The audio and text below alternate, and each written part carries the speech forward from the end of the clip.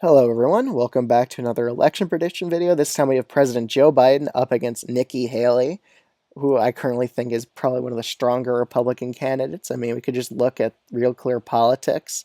She has probably the biggest lead of any Republican candidate against Joe Biden. Sometimes it's even the 11-point or 10-point lead, which I do think are outliers. But again, you can't deny that she has pretty good appeals among independent voters. So I'm just going to get right into this video and just fill in the safe states. And if you aren't subscribed already, I would highly recommend doing so. Trying to hit 1,000 subscribers in the next couple of months. I think it's totally doable. And if you enjoy this type of election prediction content, you should totally subscribe to this channel because that's what it's all about. But let's just keep on filling in these states. Okay, now we could get on with it. So the first few states I'm going to be ranking would be Iowa. I think most Republicans will be able to win this by a safe Republican margin at this point. Same with Alaska. I think she'll still appeal extremely well to a lot of establishment and moderate Republicans in this state. Same with Florida. Most Republicans will be able to pretty much easily win Florida just due to its voter registration being a 680K Republican advantage over the Democrats here. Texas, I think she would probably do better than Trump. She would unite most of the party in this state. Hawaii, forgot to fill this one out safe blue, but again, it's not flipping Republican. I just seen some comments on my Instagram where it was like, why is Hawaii blue? It should be red. I don't know why people are getting that Hawaii would flip Republican. Is there like some secret poll out there I missed? But nonetheless, let's just keep on moving in with that video. Ohio. Again, it's a likely Republican state. I could see some populist Republicans maybe not wanting to turn out as much for Nikki Haley as they would for Trump, but I still think she would just make up that gap with a lot of independent voters in the state still. The state of Colorado, still a safe blue state. Even though Nikki Haley is a pretty strong candidate, I don't think she'll be able to pull Colorado down to a likely margin still. In the state of Maine, I would keep it as a 6-point Biden victory still. I think she would do a bit better than Trump in Maine, but not enough to get the state down to lean blue. I do think she would win Maine second by a likely Republican margin, though. Okay, next states we should focus on. North Carolina and Georgia. I think she pretty much easily wins both states by lean Republican margins. Again, she's from neighboring South Carolina. She's a pretty good candidate for that more suburban voter. I mean, kind of what we saw with Brian Kemp in Georgia. He did great in the suburbs around Atlanta. Kind of see that happening with Nikki Haley. I think she does just as well.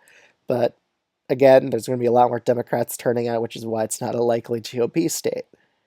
So higher Democratic turnout will definitely keep it from going to likely. But I think Nikki Haley wins Georgia by like 3 points, North Carolina by 4.5 or something. That's currently what I think. In New Mexico and Virginia, I would put Virginia as a lean blue state. I honestly think she would make significant inroads here. Virginia is just like an anti-Trump state. If you run another Republican who's not as right-wing, you'd do a lot better here. Who's not as toxic as Trump, they would do a lot better here. But again, it's still a leaning Biden state. I think Biden ends up winning this against Nikki Haley by 3.5%, I would say.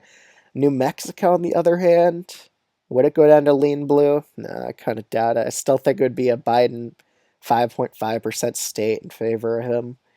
I don't think Nikki Haley would be able to make enough significant inroads with Latino voters here.